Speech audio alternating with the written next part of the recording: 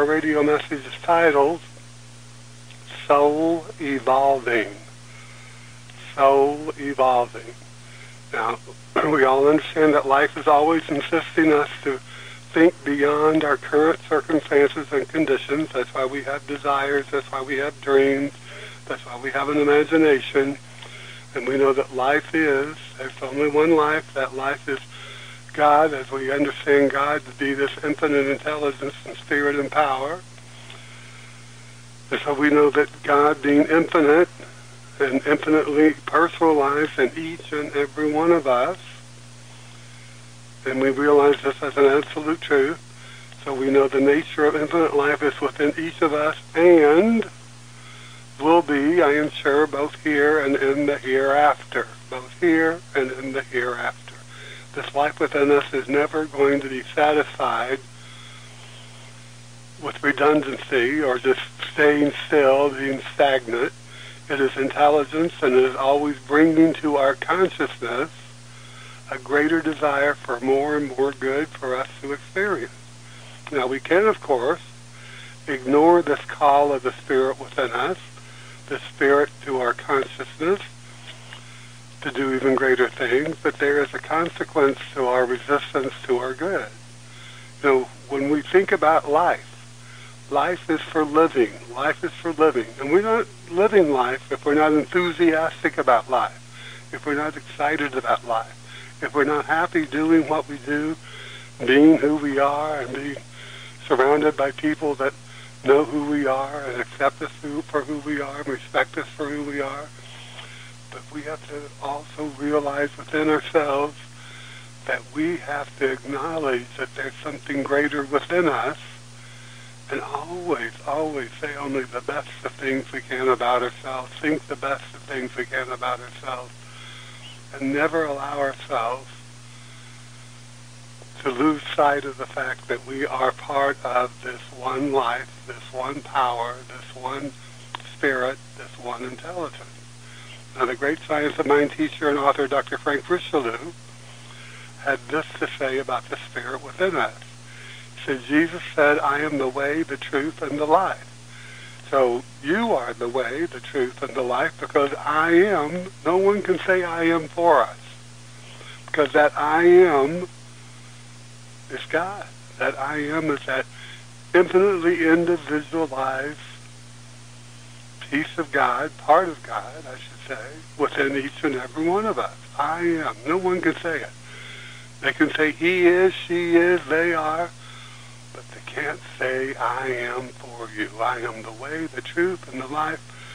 And as we realize this, then we know we're the way towards our own happiness. We're the way towards our own abundance. So that which is ours by divine right must come to us through our own consciousness. And consciousness is another word for soul. Soul. It is within us waiting recognition. So how do we recognize this? How do we bring it about? What is our experience with it? So if we observe our thoughts and our feelings, we cannot allow ourselves to hang on to anything that diminishes us in any way, that diminishes this life of the infinite within us. If we feel that we are a beggar, we will not attract abundance to ourselves. Life responds in the same way to our thoughts and feelings if, on the other hand, we begin to feel that we are rich in ideas, rich in love, rich in creativity, rich in expression. Beautiful, good, and wonderful things will begin to manifest in our lives. That's the way the law works. That's the way the spiritual law works, because it's just like the law of gravity. It's automatic. It's automatic. Those negative thoughts and self-depreciating words are ways in which we resist our good. They are the contradictions to our inherent nature that temporarily block us from realizing that we are designed for even greater things. And this is not a new discovery, but a truth that was revealed thousands of years ago. We can read in the Talmud, written thousands of years ago, the divine spirit does not live in anyone else except the joyful heart. divine spirit does not live in anyone else except the joyful heart. In other words, only when we feel the joy of life in our hearts are we in tune with the infinite and the infinite good. The divine spirit does not live in anyone else except the joyful heart. Remember, spirit, life, intelligence, power. We are life. We'll always have life. But if we don't get into the spirit of things, if we don't allow this divine spirit, which is part of God, to move through our heart, our mind, and our soul in a greater way, then we aren't in tune with it. We're not in tune with it, nor are we in tune with our good. We are supposed to be an outlet and an inlet for the spirit of life, intelligence, and power. Enthusiasm, confidence, and hope reflect an intelligent vision of life and draw us to those things that validate this truth, Now we can find in the New Testament of the Holy Bible some of the most misunderstood and vastly misinterpreted passages attributed to the Mastermind Jesus. For instance, in John 14:12, this is the Gospel of John, "Truly, truly, I tell you, whoever believes in me, the work that I do, they will also do, and greater works than that they will do." In those few words, we can see the results of the religious movement that used the wisdom of the Mastermind Jesus to adjust them to its agenda. Are those the words of a mastermind? Maybe some of them. But let's see this by remembering that the Mastermind Jesus taught based on an absolute, unchangeable, and immutable principle of life. What one can do, everyone can do, because God makes no difference between people. God is no respecter of persons. So would Jesus have meant that only those who believe in him can use the laws of gravity or mathematics? No. He was a mastermind who fully understood that religious dogma was nonsense. He was a follower of the cultural traditions of Judaism that made it clear and taught against the dogma of the religion and the dogma of all religions. Anything that denied the universal spiritual laws that are immutable and eternal for all, he denied them. He rejected them. Instead of those words which were possibly changed and rearranged, he taught that we can all do even greater things, greater than what we have done or experienced before. We are designed for even bigger things, bigger things. But we got to get that idea of the bigger thing in our mind. We got to get enthusiastic about it. We got to get excited about it. We're not excited about life. We're not letting life fully move through us.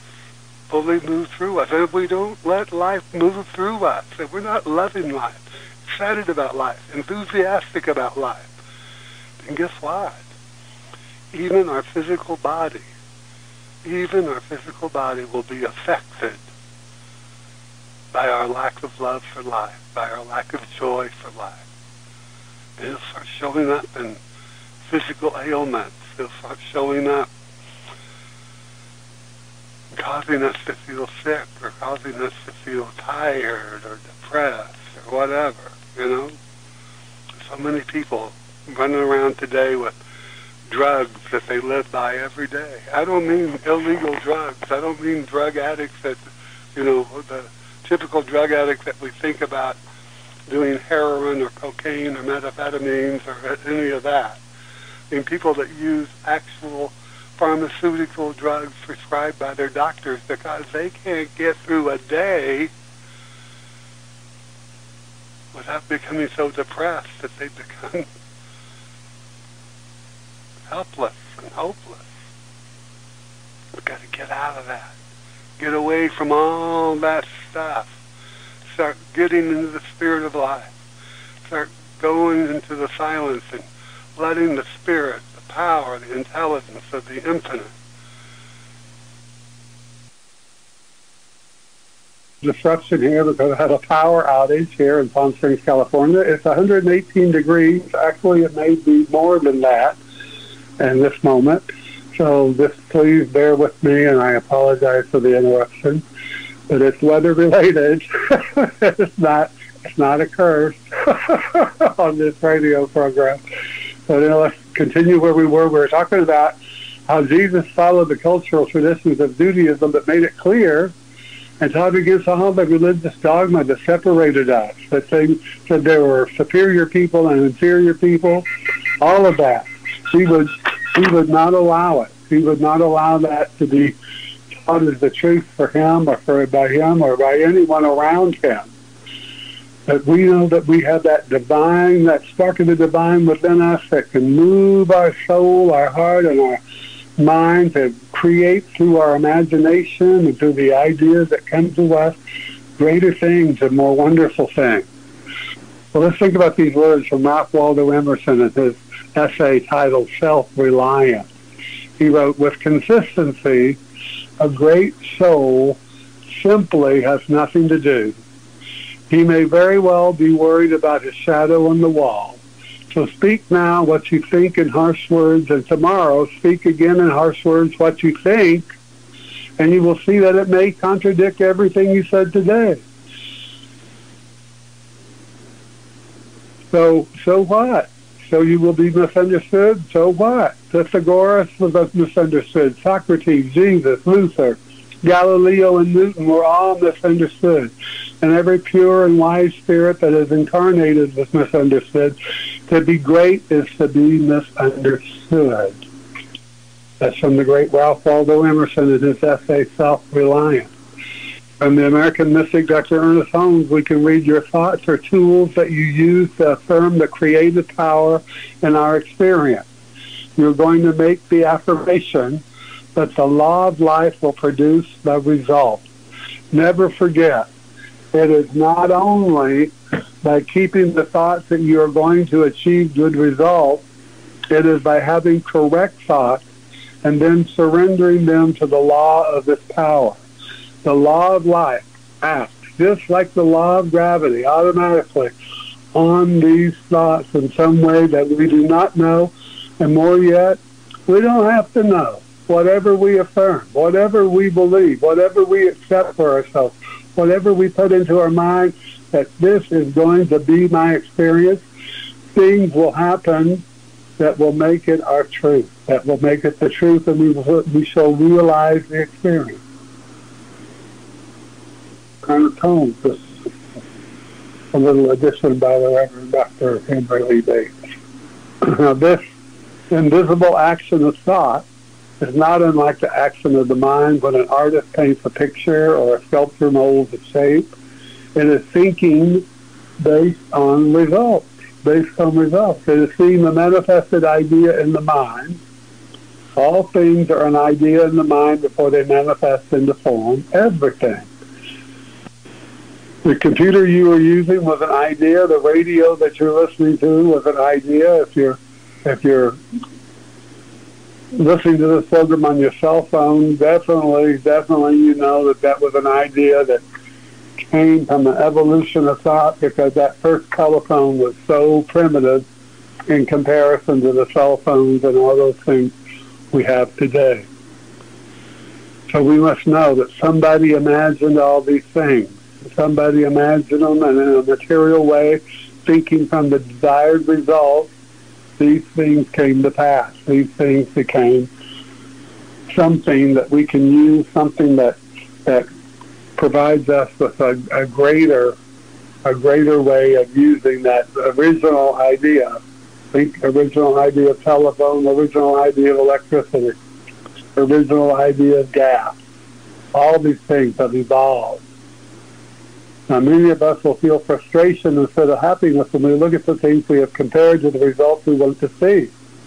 This frustration occurs because we think to do something to go from where we are, or from what we want, or from what we have to get to what we want to be or have.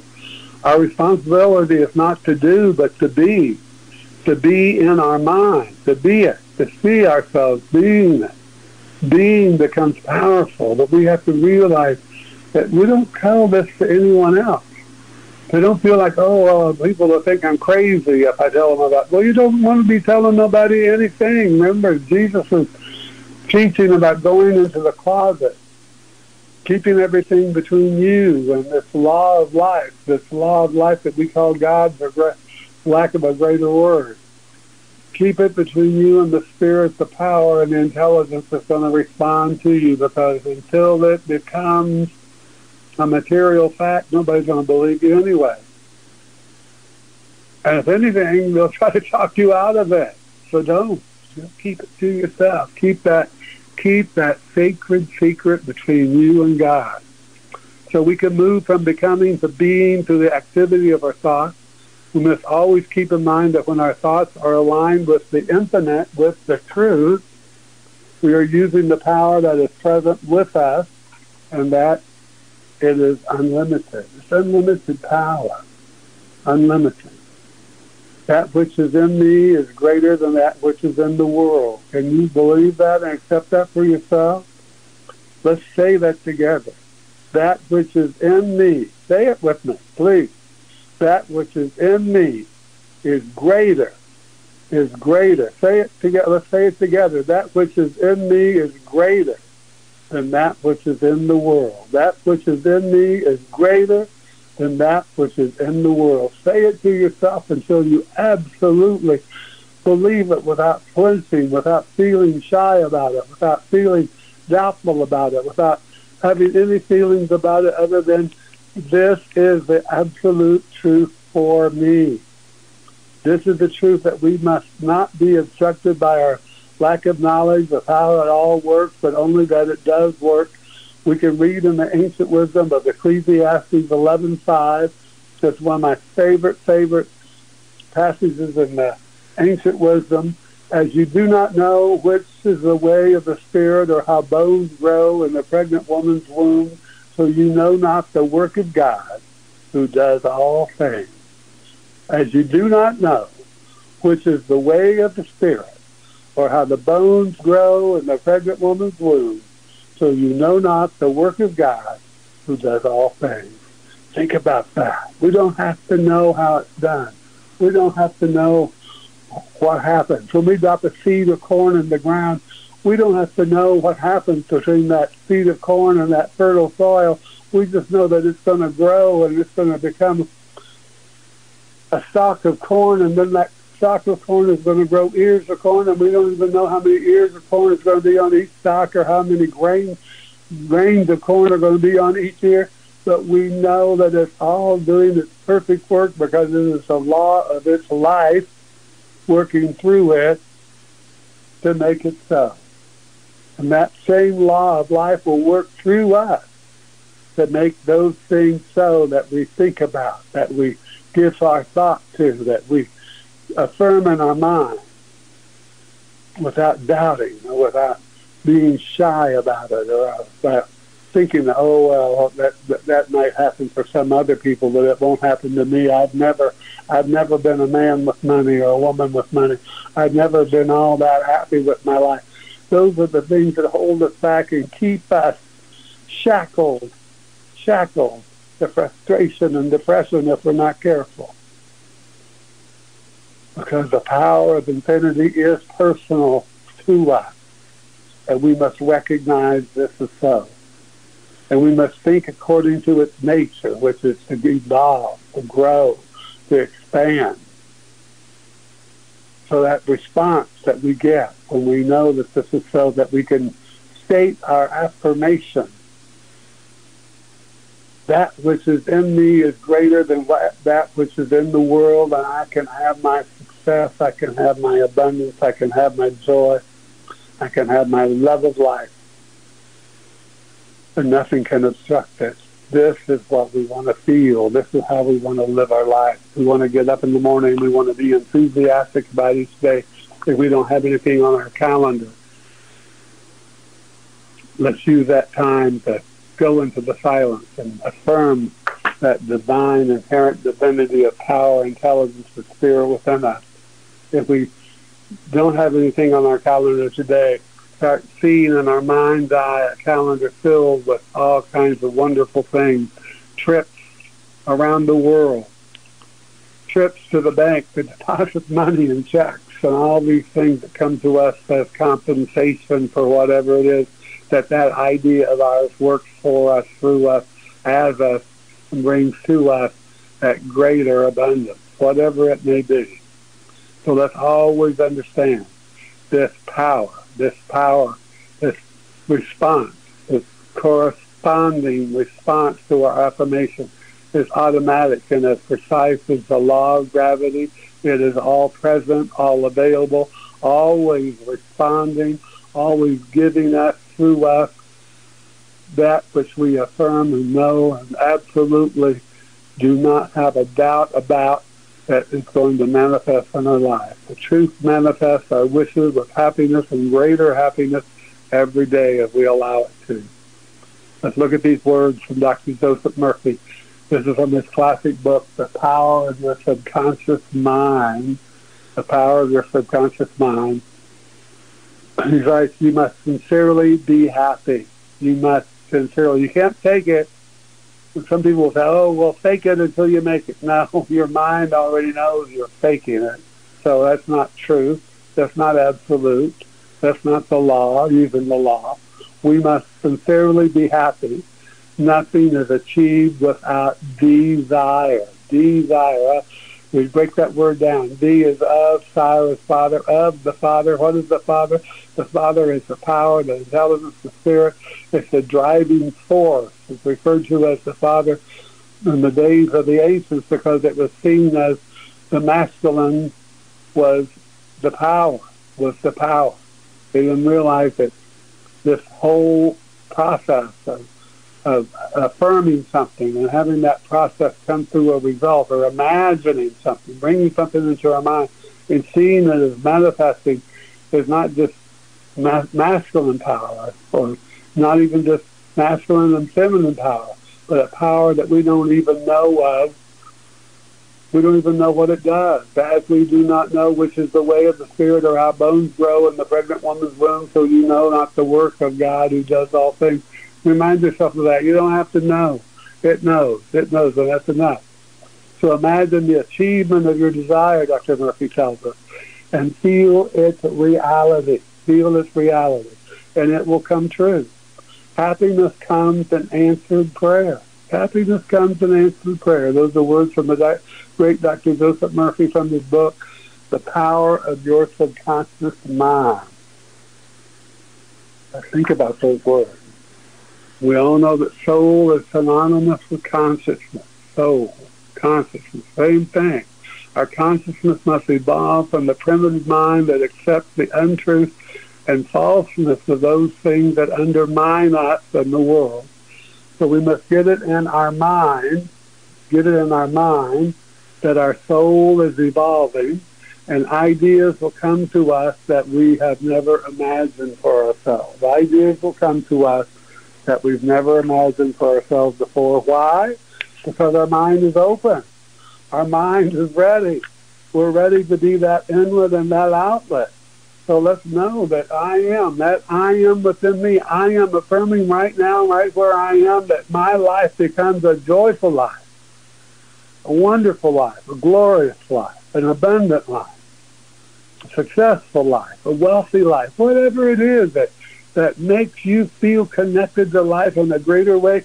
Start letting that feeling move through your mind and accept it as the truth in your heart. In your heart. Love it. Love your ideas. Love the thing you want to be. Love the thing that you want to have. Love the thing that you want to do. Love it. Be enthusiastic about it. Let's go back to those words from the Talmud, written how many thousands of years ago. The divine spirit does not live in anyone else except a joyful heart. The joyful heart. We must have a feeling of the joy of life. If we don't feel the joy of life, then we're not grateful for life. And what did Jesus say? We must love God with our heart, with all our heart, with all our heart, with all our mind, with all our soul.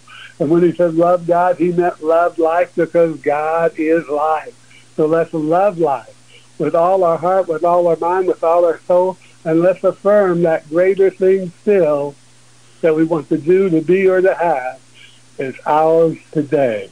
Maybe on the unseen side of life in this moment, but it's ours. Let's accept it. Let's let it be. Let's let ourselves have it. Let's let ourselves do it. And that's the way it is right now, right where we are. And so it is. Amen. And so it is. Amen. God bless you and God bless us all.